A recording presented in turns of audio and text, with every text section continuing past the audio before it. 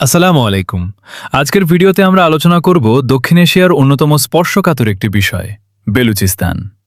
সাম্প্রতিক সময়ে সামাজিক যোগাযোগ মাধ্যমে বেলুচিস্তানের স্বাধীনতা ঘোষণা নিয়ে বিভিন্ন দাবি ছড়িয়ে পড়েছে। কিন্তু এসব দাবির পেছনে বাস্তবতা কি? আদৌ কি বেলুচিস্তান স্বাধীন রাষ্ট্র হিসেবে আন্তর্জাতিক স্বীকৃতি পেয়েছে? কেন এত দশক ধরে সেখানে সংঘাত চলছে? আর পাকিস্তানের অভ্যন্তরীণ রাজনীতিতে এই অঞ্চলের গুরুত্ব কতটা? চলুন ইতিহাস ও তথ্যের ভিত্তিতে বিষয়টি বোঝার চেষ্টা করি। বেলুচিস্তান পাকিস্তানের সবচেয়ে বড় প্রদেশ। দেশের মোট ভূমির প্রায় ৪৪% জুড়ে এর অবস্থান, কিন্তু জনসংখ্যার দিক থেকে এটি সবচেয়ে কম জনবহুল অঞ্চল। এই অঞ্চল প্রাকৃতিক গ্যাস, স্বর্ণ, তামা, কয়লা এবং অন্যান্য খনিজ সম্পদে অত্যন্ত সমৃদ্ধ। এছাড়া আরব সাগরের তীরে অবস্থিত গওয়াদর বন্দর আন্তর্জাতিক বাণিজ্যের জন্য গুরুত্বপূর্ণ একটি কেন্দ্র। ব্রিটিশ ভারতের সময় বেলুচিস্তানের বিভিন্ন অংশ ভিন্ন ভিন্ন প্রশাসনিক ব্যবস্থার অধীনে ছিল। ১৯৪৭ সালে ব্রিটিশ শাসনের অবসানের পর কালাত নামের একটি দেশীয় রাজ্য কিছু সময়ের জন্য নিজেদের স্বাধীনতার দাবি করে। এরপর ১৯৪৮ সালে কালাত পাকিস্তানে অন্তর্ভুক্ত হয়। এখান থেকে এই বিতর্কের শুরু। পাকিস্তান সরকার বলেছে অন্তর্ভুক্তি বৈধ চুক্তির মাধ্যমে হয়েছে। অন্যদিকে অনেক বেলুচ জাতীয়তাবাদী দাবি করেন এই অন্তর্ভুক্তি তাদের জনগণের পূর্ণ সম্মতি ছাড়া সংগঠিত হয়েছিল। এই ভিন্ন ব্যাখ্যাই আজও রাজনৈতিক বিরোধের অন্যতম ভিত্তি। বিগত কয়েক দশক ধরে বেলুচিস্তানে বিভিন্ন জাতীয়তাবাদী সংগঠন অধিক স্বায়ত্তশাসন কিংবা স্বাধীনতার দাবি জানিয়ে আসছে। তাদের প্রধান অভিযোগগুলো হল প্রাকৃতিক সম্পদের আয় স্থানীয় জনগণ যথেষ্ট পায় না, শিক্ষা, স্বাস্থ্য ও অবকাঠামো উন্নয়ন তুলনামূলকভাবে পিছিয়ে, রাজনৈতিক প্রতিনিধিত্ব সীমিত, নিরাপত্তা বাহিনীর অভিযানে মানবাধিকার লঙ্ঘনের অভিযোগ রয়েছে। অন্যদিকে পাকিস্তান সরকারের বক্তব্য, সরকার বলছে বিচ্ছিন্নতাবাদী সশস্ত্র গোষ্ঠীগুলো সন্ত্রাসী কর্মকাণ্ড পরিচালনা করছে এবং উন্নয়ন প্রকল্পে হামলা চালাচ্ছে। সরকারের দাবি নিরাপত্তা রক্ষার স্বার্থেই সামরিক অভিযান পরিচালনা করা হয়। বেলুচিস্তানে কয়েক দফায় বিদ্রোহ হয়েছে, বিশেষ করে ১৯৪৮, ১৯৫৮, ১৯৬৩, ১৯৭৩ থেকে ১৯৭৭ এবং ২০০০ সালের পর নতুন করে সংঘাত বৃদ্ধি পায়।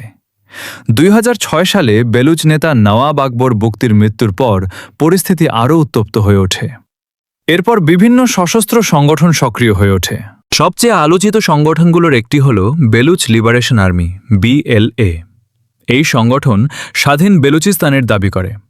পাকিস্তান, যুক্তরাষ্ট্র, যুক্তরাজ্য এবং আরও কয়েকটি দেশ BLA-কে সন্ত্রাসী সংগঠন হিসেবে তালিকাভুক্ত করেছে। তারা বিভিন্ন সময়ে নিরাপত্তা বাহিনী, অবকাঠামো এবং বিদেশি প্রকল্পে হামলার দায় স্বীকার করেছে। চীনের বেল্ট অ্যান্ড রোড উদ্যোগের অংশ হিসেবে গওয়াদর বন্দর এবং চীন পাকিস্তান অর্থনৈতিক করিডোর বা CPEC অত্যন্ত গুরুত্বপূর্ণ। পাকিস্তান মনে করে এই প্রকল্প দেশের অর্থনীতিকে শক্তিশালী করবে। অন্যদিকে কিছু স্থানীয় বেলুচ নেতা অভিযোগ করেন উন্নয়নের সুফল স্থানীয় জনগণের কাছে সমানভাবে পৌঁছাচ্ছে না। এ নিয়ে দীর্ঘদিন ধরে বিতর্ক রয়েছে। বিভিন্ন আন্তর্জাতিক মানবাধিকার সংস্থা বহু বছর ধরে অভিযোগ করে আসছে যে বেলুচিস্তানে গুম, বিচার বহির্ভূত হত্যাকাণ্ড এবং মতপ্রকাশের স্বাধীনতা নিয়ে উদ্বেগ রয়েছে। অন্যদিকে পাকিস্তান সরকার এসব অভিযোগের অনেকগুলো অস্বীকার করেছে অথবা বলেছে যে নিরাপত্তা পরিস্থিতির কারণে কঠোর ব্যবস্থা নেওয়া হয়েছে। মাঝে মধ্যে সামাজিক যোগাযোগ মাধ্যমে দেখা যায় বেলুচিস্তান স্বাধীনতা ঘোষণা করেছে অথবা নতুন রাষ্ট্র গঠিত হয়েছে এ ধরনের দাবি। তবে বাস্তবতা হল এ ধরনের দাবির অধিকাংশই আসে বিভিন্ন বেলুচ রাজনৈতিক বা সশস্ত্র সংগঠনের বিবৃতি থেকে।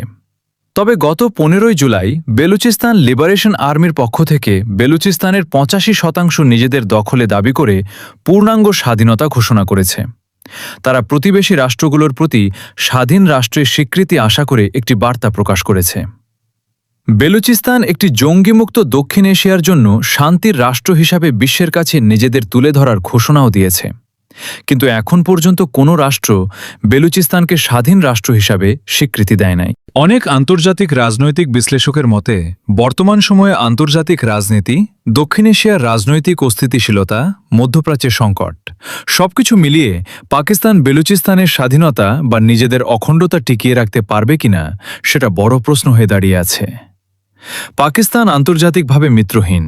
ভারত, আফগানিস্তান, ইরান সহ প্রতিবেশী রাষ্ট্রগুলোর সাথে পাকিস্তানের সম্পর্ক কখনোই ভালো ছিল না। বেলুচিস্তান যদি স্বাধীন রাষ্ট্র হিসাবে আবির্ভূত হয় অবাক হবার কিছু থাকবে না। আপনারা কি মনে করেন? কমেন্টে জানাতে পারেন।